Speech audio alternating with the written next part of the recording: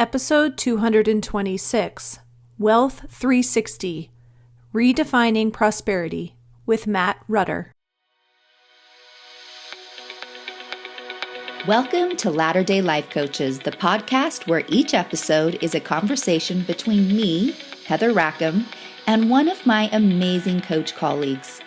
Each coach here is a member of the Church of Jesus Christ of Latter-day Saints and a highly trained, experienced life coach making a great impact in the lives of their clients. And together, we have one main goal, helping you live your best life no matter what. You ready for this conversation with the coach? Here we go. In this heartfelt episode, Coach Matt Rutter joins Heather Rackham to explore what it really means to be wealthy. Moving beyond dollars and cents, Matt introduces the concept of Wealth 360, a holistic approach to prosperity that includes relationships, spirituality, health, experiences, and being fully present in life. Together, they unpack how presence, gratitude, and trust in divine desires helps us become who we're meant to be, not through checklists, but through conscious becoming. It's a powerful conversation for anyone who wants more peace and intention in their daily living. Please enjoy. Welcome to the podcast, everyone. I am Heather Rackham, and I am joined today by Coach Matt Rutter. Hey, Matt. How are you? So good to see you again. Yeah, you too. Good to see you. Matt is in the middle of a move, so I'm feeling really lucky that we get to he's given us some time right now amidst his busy schedule. So thanks, Matt.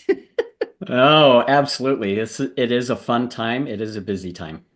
Well, fun usually often equates with something busy, right? So they kind of seem to go hand in hand. But anyway, thank you. Thanks for giving us some time. Matt's been on before, but if you haven't heard that episode before, I'm going to give you the opportunity to hear a little bit about him right now. I'm going to have him introduce himself so that you guys can know who he is, Matt. Yeah, well, thank you. So I am a husband and a father and a grandfather. I have 5 amazing grandkids, 3 of whom live pretty close to me and actually are going to be about 10 minutes away when we make our move. So excited about that. My wife is also a life coach. And so we sometimes end up talking shop late into the night. And that is a blessing and a curse at the same time. Yes. But it's good. I spent the majority of my career in technology, and my encore career is coaching, and I absolutely love it. And I feel like it's what I'm supposed to be doing. Sometimes it's not easy, and that's okay, but I love doing it, and just so happy to be here and happy to be able to have this discussion with you. Well, if this is your encore career, I feel like I should stand up and give you a standing ovation for the encore. Everyone loves a good encore. I do, especially. Right. I love that you phrased it that way. I think that's awesome. And how lucky are we that you took the dive out of the tech world and decided to come this way a little bit. That's awesome. It feels like it was just the right thing to do, and I had the right nudge at the right time. I'm 58 years old. I started doing this full time at about, I guess it was 56. It was 2 years ago, and did it part-time for a couple of years before that. But the right impetus just pushed me out of that steady paycheck and all that comes with that, and the freedom, I use air quotes there, that come from that, that comes from that. Yep. But also the I guess handcuffs, if you will, that are associated with that as well. Yeah, well, it's brave, right? It takes courage, and nobody knows that better than you. And it's awesome. I think I saw a post on Insta or Facebook or something about, maybe it was in remembrance, or did your wife throw you a party when you stopped Yes, corporate world? That's right. That's right. My family, actually her family, threw a party, and it was her siblings and nieces and nephews all came to this party, and I'm And I am right in the middle of feeling all of the feelings of like, oh crap.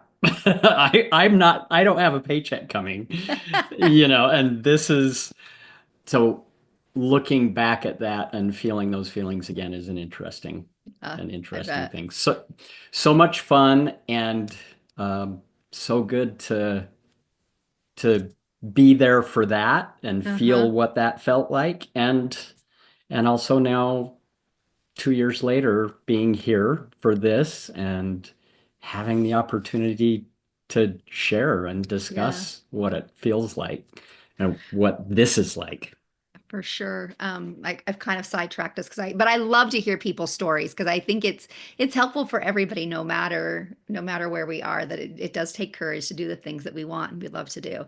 You're talking Yeah. a little bit about you've said it, having a steady paycheck. And that's not really going to lead into our conversation today, but it also we're talking about wealth, but in a different way. So I think in some ways we think paycheck and wealth are synonymous, if we can say that word right.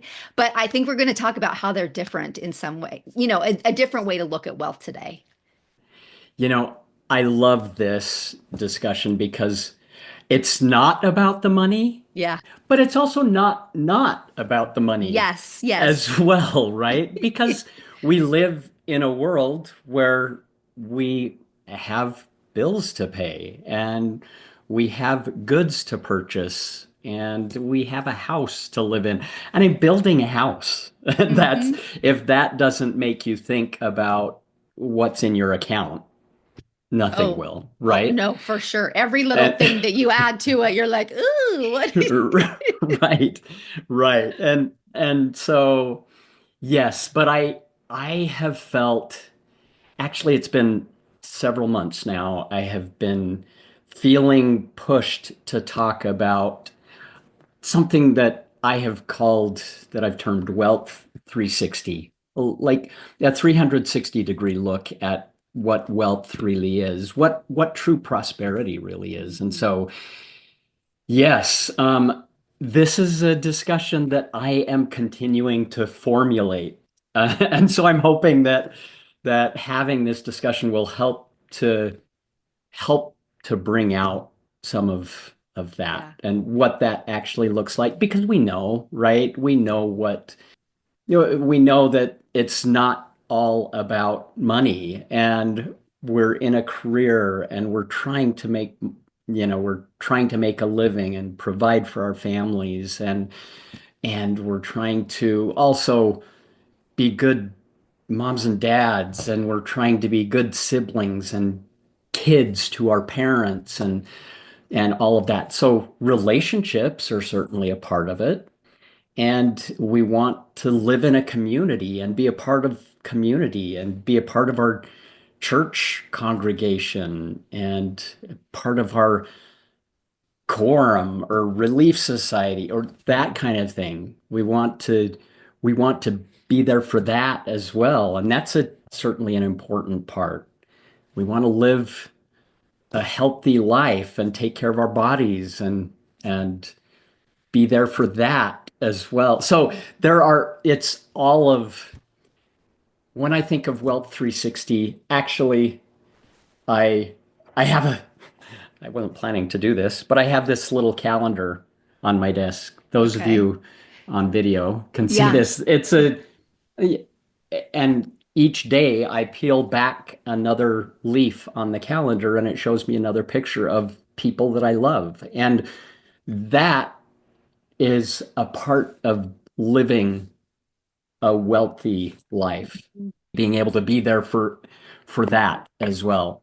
So I think it's not something that I mean, we love to think about the the important things in life. We love to think about and be there for the important times of life. And I think everybody wants that, really. So this discussion is about how do we how do we be there for all of it? Yeah. Okay, so this is going to be good. And no one understands like trying to put words to something you've been rolling around in your brain for a long time better than I do. I feel like I just had a discussion this weekend with my son-in-law where I was trying to share something that's like in my head and it's there. So I love getting to be part of these conversations. So as we get started here, and you've shared a little bit, kind of given us visually what this might look like, but how do you define true prosperity, and how does it different from the world's definition of wealth? I've got images in my mind as you ask that question. I certainly I feel like I live in a prosperous situation, even having a roof over my head, Mm-hmm. having food in the pantry, and I live in materially prosperous situation that way. Let me give you a couple of pictures in words. A couple of years ago, my wife and I we were in Europe with my daughter, son-in-law, and our first grandson. And we were in an amazing place. We were in Amsterdam. We stayed in a working windmill. And it was amazing. It was so incredible out in the middle of the tulip fields and such a great visual.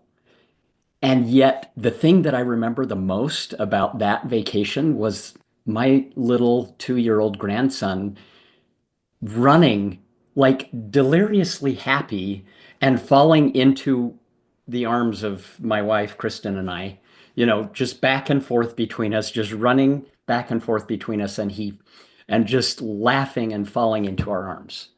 And that to me is Wealth 360. That to me is true prosperity.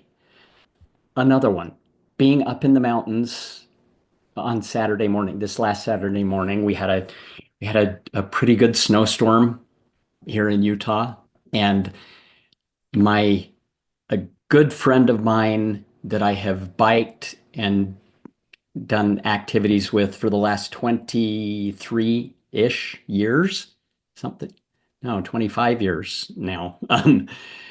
We were up in the mountains snowshoeing up through deep snow and just experiencing the tranquility of that amazing experience. I have a body that takes me up high into the mountains where I can breathe this amazingly crisp, clean air.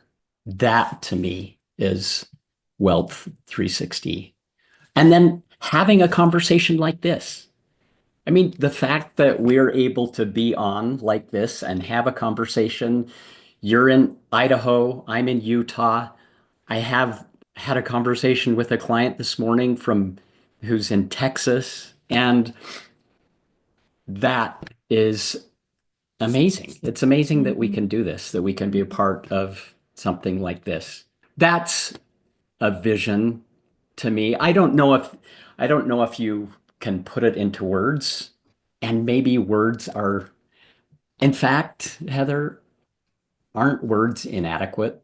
Oh, I was just going to say, I think that therein lies the problem, right? We don't ever really have the words to properly describe something. They're limited by it limits what we can share. And maybe it's feelings. Like when you're telling me those things, like I can almost feel them. And is it the feeling that we're seeking rather than the actual thing itself? I don't know. What would you say there?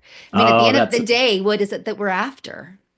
that's a great question, and especially as coaches, we talk about, feeling your feelings and understanding that we want to be able to experience all of that. Yeah. We want to be present to experience all of those feelings. And I think that's just such a good question.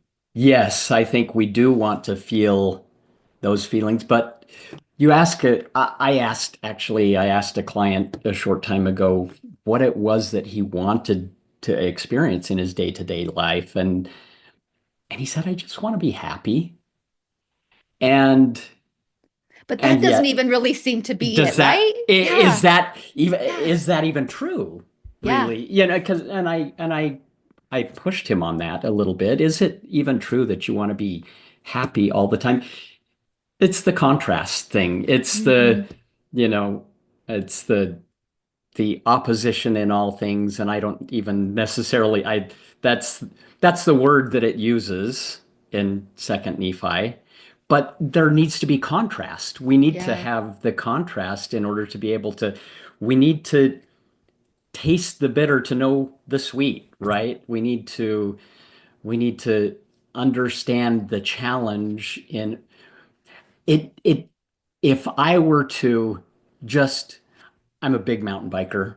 I've mountain biked for a long, long time, and I love burning down a super technical trail, and it's, The things that terrify me. You give me the the easy trails adrenaline. and I'll be happy, but I don't want the technical stuff. Well, the adrenaline rush. There's Yes. that adrenaline rush. But if I were doing that all day and not pushing myself to get to the top of that mountain, there is something about being able to push myself to the top of the mountain and then being able to come down. And I think that's what it's like for us in life as Yeah. well, right?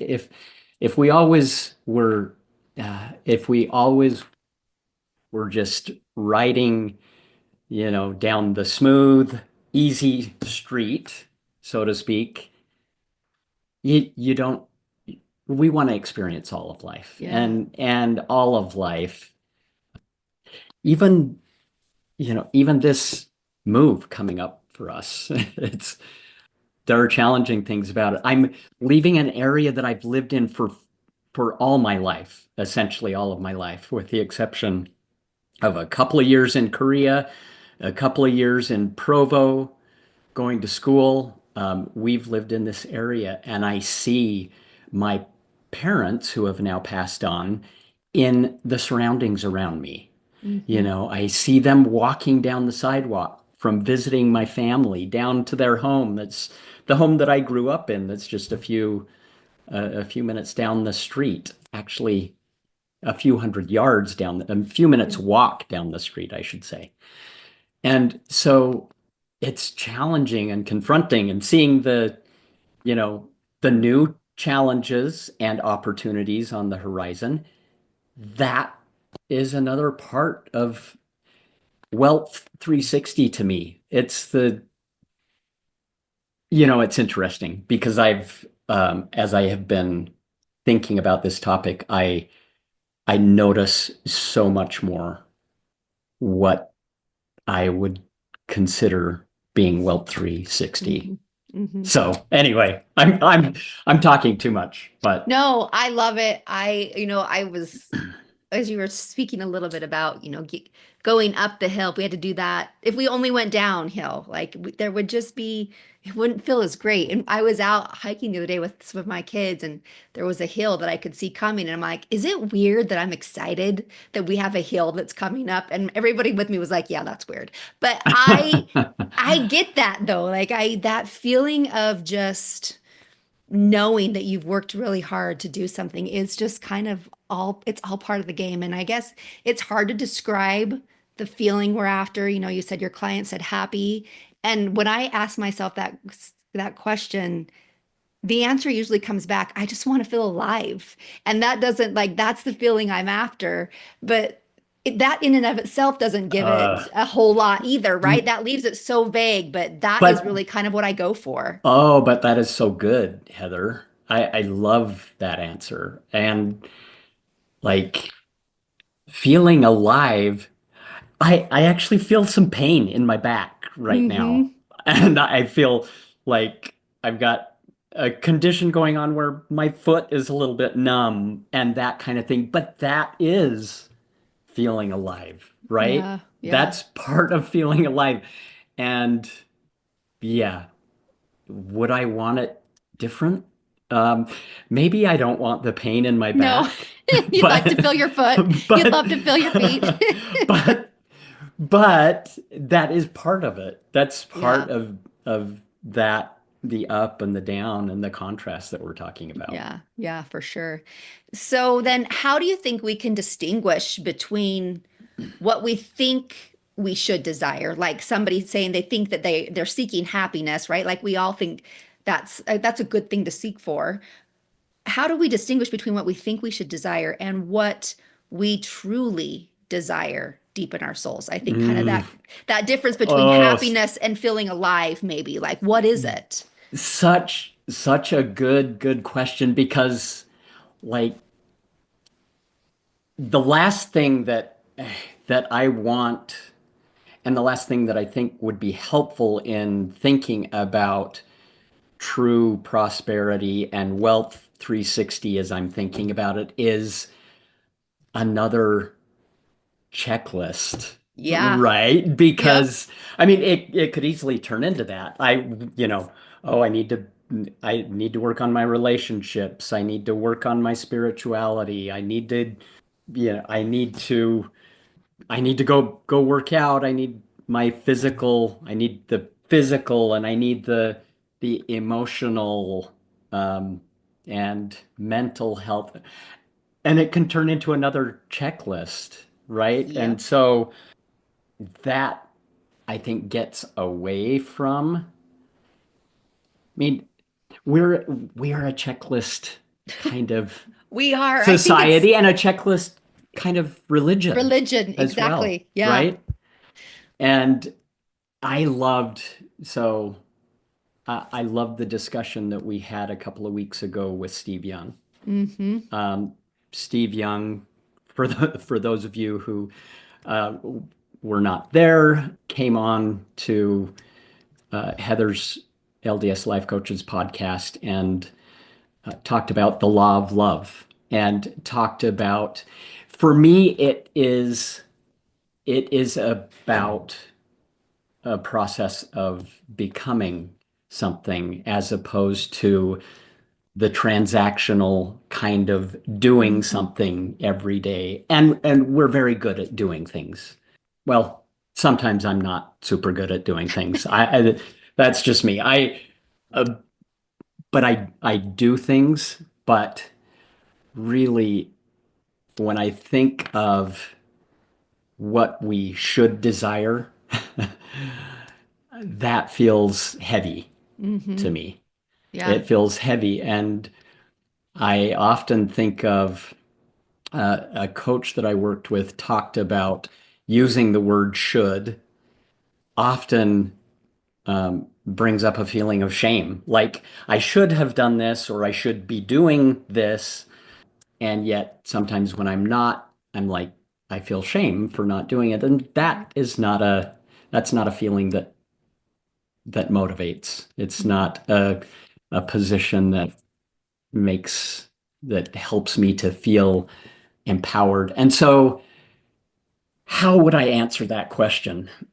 I think I think it's important to um, I think it's important to get to a place where we can actually listen to what's truly in our Yeah. hearts, however that works for Yeah. you.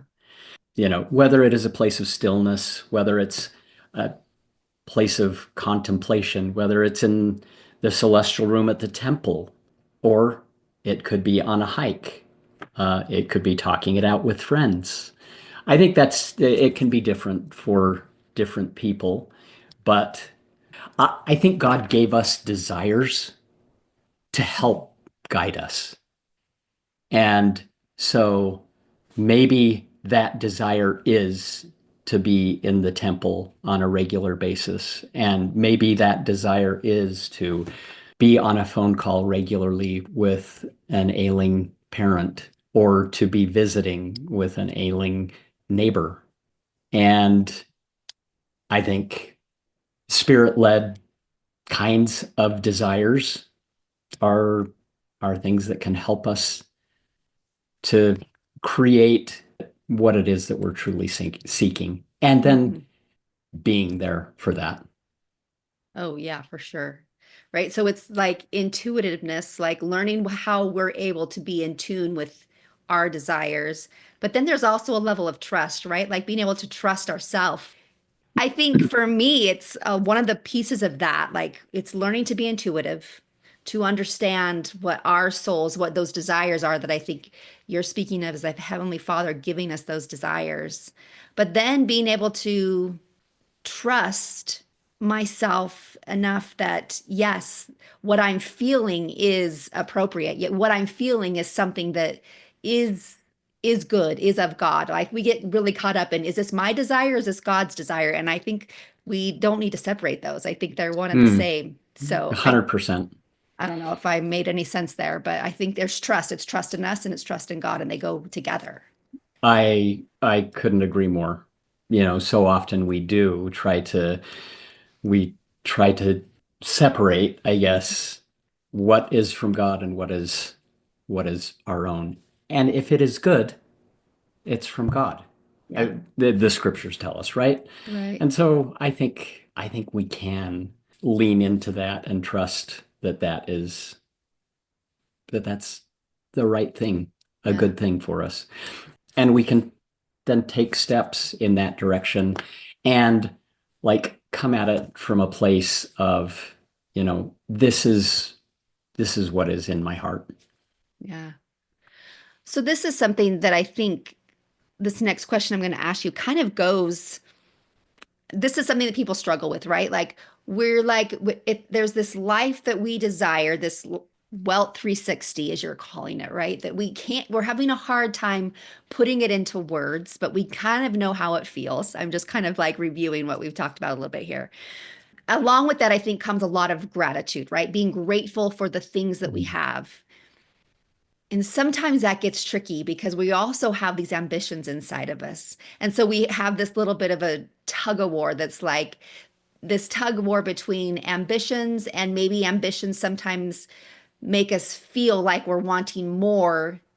And sometimes wanting more or thinking we want more makes us think that we're not grateful for what we have. Does that make sense Mm. what I'm asking? So Yeah, because I yeah. haven't really even asked the question yet, but being grateful for what we have, like and then while still striving for more, how do we balance that? What does that look like? Mm. So good, and I don't know that that I have a eloquent answer there, but I do think that desires are given to us from God. And at the same time, I believe I believe very deeply that gratitude is a basis for creation. And gratitude as a basis for creation can help us to create more abundance.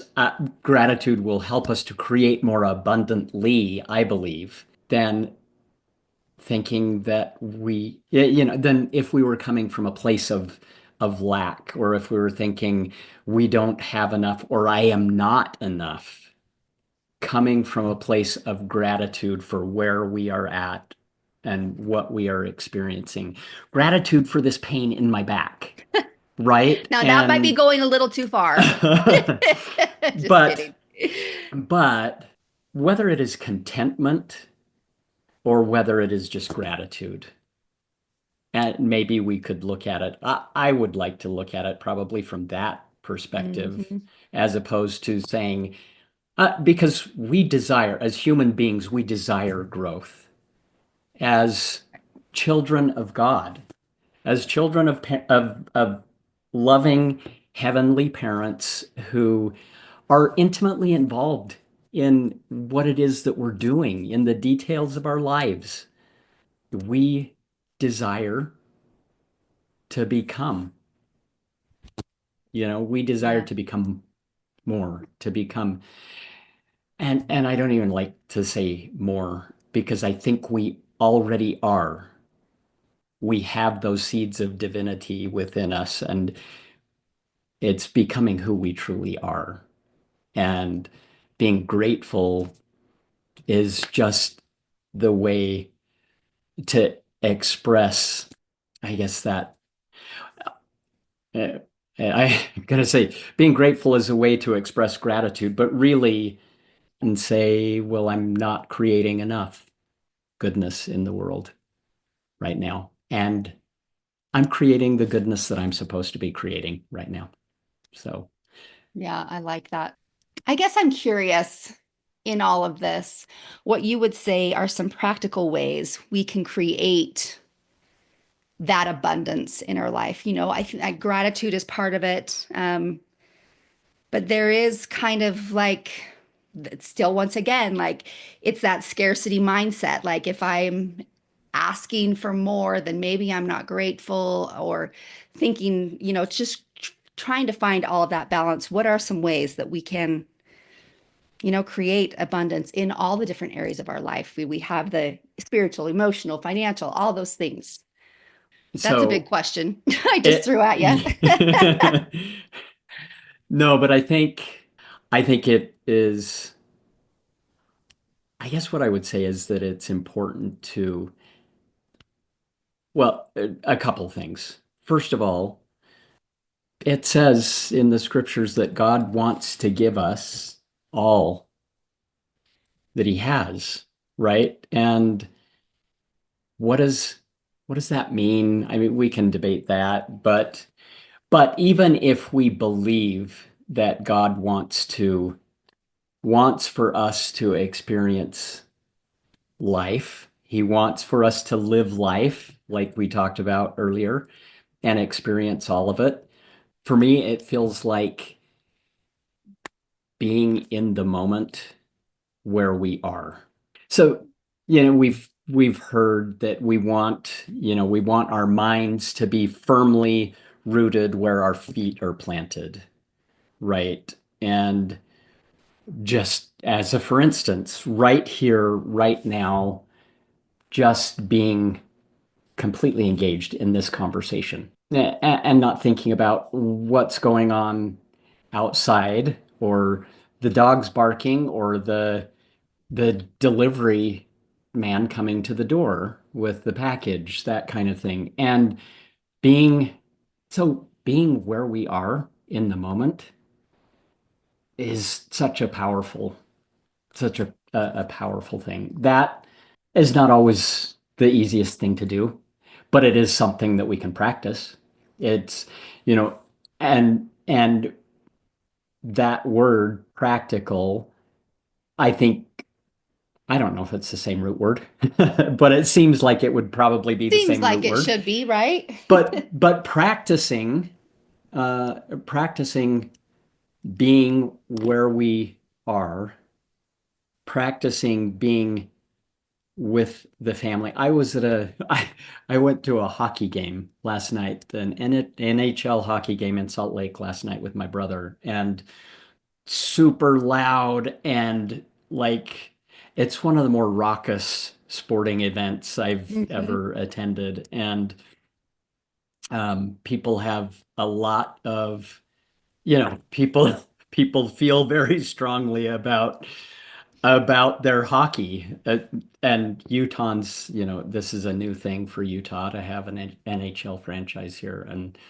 But like even that, being there and experiencing all of that, and yet almost feeling like the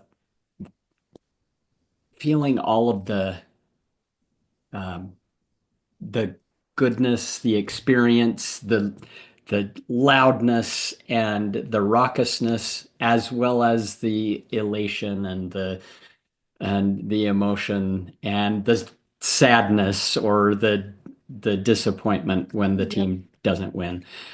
All of that, I think, being there for it Yeah. and experiencing it all. Yeah.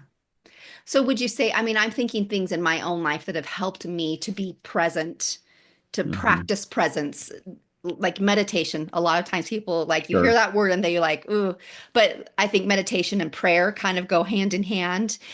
Things like that, like journaling.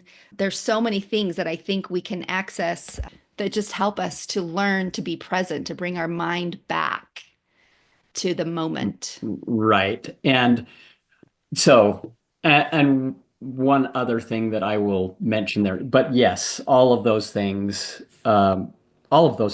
are things that I and my clients have used Hmm. to be able to hone in on what feels truly important. And one thing that I will add is, sometimes, in fact, I was talking to a client today who has a difficult time, like he feels like his mind just is constantly going Hmm. and Were spinning. you talking to me? and and I think I could have been talking to any of us, right? Yes. I we we have so much of that happens, and we've got so many different things that are like fighting for every ounce of our attention. And in fact, I there is a quote in a book, The Ruthless Elimination of Hurry. There's a book Mm. recommendation for you. There is this quote in the book that says, we think that our phones are working for us, but our phones are not working for us. And I'm paraphrasing, obviously. Our phones are working for a corporation in California, and your attention is what is for sale. Your attention and your peace is what is for sale, and they're very good at what they do. I butchered that quote, but the point is that that stillness is hard to come by. Mhm. And when our minds are running wild, that is, you know, it's hard to it's hard to put that aside and get to a place of stillness. Yet our bodies can help us to do that. And that's actually been a huge blessing it's something that I learned a couple of years ago in a meditation retreat of of all places. And what a blessing that has been. And it's been a blessing to my clients as well. Being able to just actually, when you are feeling disturbance or when you're feeling your mind running wild, you can drop into your body and just feel what is the raw sensation that you are feeling in your body. Is there a tightness in your chest? Are you even the breath, in your nose? Can you feel the breath going into your nose? Can you feel the sensation in your hands or that kind of thing? Being able to feel that can help you to be grounded in your body and get out of your mind a little bit. Mhm. I Would don't you? know if that, Yeah, no. And I'm also curious because you work primarily with men, correct? Or do you just work with men? I work primarily with men. I, Okay. I have a few women that Yeah. I have worked with. I'm just curious how you see this play out for men. Like as you like, meaning how do we find practical ways to create abundance while staying, true to our values, the things that are important to us? How do you see that play out for men? It happens for men the same way that it does for women, I think. You know, uh, a lot of men feel this hard drive and feel the drive to go and be successful in a corporate environment, in a Right, to be the career. providers, all the things that we've Right. been like brought up to believe, right? Which our brains are going 100 Exactly. miles a minute in trying to do that. And so Exactly. how, does that look like? And and what I want to tell men and women everywhere is that you can do both. You can, I hesitate to say you can do it all, but you can have holistic success and you can have that wealth 360 that we are talking about.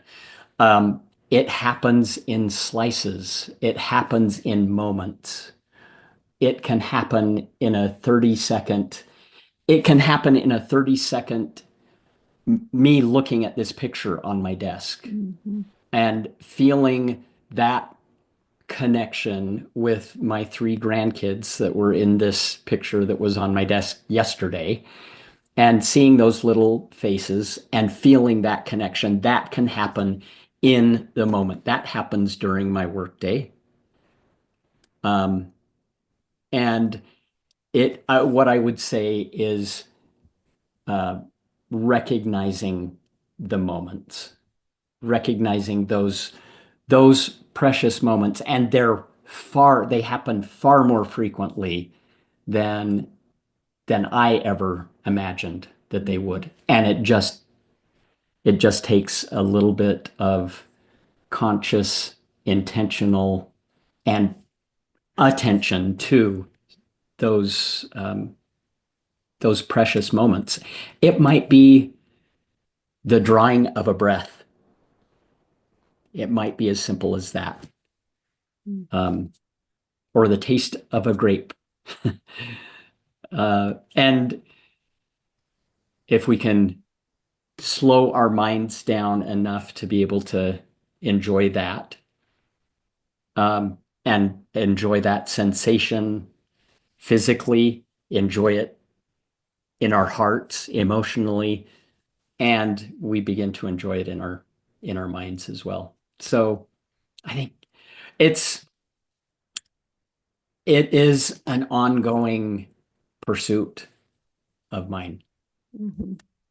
and one that I hope, and a discussion that I hope um, will reach a lot more people. Yeah. That phrase that we often hear in the church and is, enduring to the end, right? And I like to really look at it more as like learning and evolving until the end. And I think that what you're explaining right here, right? Like we think this is just something we will all of a sudden achieve, but it really is a lifelong journey of learning and evolving and enjoying the moments. And it takes practice. And I love I've been able to see the wheels in your head turning as we're talking today, because that really is what this always looks like in real life too, right? Like this mulling things around and being in the moment and learning how to be is it's a continual practice, and I appreciate you letting me be part of that conversation about it today. So thank you. Yes, thank you. Thanks for enduring No. my musings. Oh, it's not enduring. Like I said, I really think it's learning and evolving. So before we go Yeah. though, Matt, would you mind sharing with people how they can connect with you and learn more from you? Yeah, sure. I am active on LinkedIn, a little bit on Instagram as well, but LinkedIn is primarily where I put my the conversations that I Okay. have. I have actually created a 360 a Wealth 360 community, a group in LinkedIn that I would love to grow. I'd love Awesome. to have more of these discussions with people and hear what Wealth 360 looks like from them as well. I also have a website, mattruttercoaching.com. And yeah, and I Awesome. would love to talk with anybody about it. Perfect. Well, we'll link to those things in the show notes to make it easy for people to find. Once again, thank you so much for being here. Oh, and I want to put in a little plug. You mentioned the conversation we had with Steve Young. It was amongst the coaches only. So, but Steve has given me permission to push that to the podcast. So I Oh, think once awesome. everybody listens to this episode with you, I think they should for sure be looking for that episode with Steve in a couple of weeks. I think it probably will be released in May, maybe, but they go pretty well together. So anyway, thank you for bringing that up. Yeah, yeah. This is a discussion about becoming Yeah. as opposed to doing. Yep. That's what this discussion has been about today. And if that point didn't make it, if that point didn't come across strongly, I want to make it that strong. It's No. about becoming and not doing Yeah, I think that's so much. fantastic. And I really love that separation, kind of that distinction. So thank you for bringing that up and wrapping it up really well with that phrase here at the end. So thanks, Matt. Thank you. All right, everybody, we will see you again next week. Thanks for joining us. Hey, we just wanted to thank you for spending part of your day here with us at Latter-day Life Coaches and being part of this conversation. Share this with your friends so that you can have a conversation with them on this topic as well. And as always, subscribe so you don't miss a single episode. Have a good one, my friends.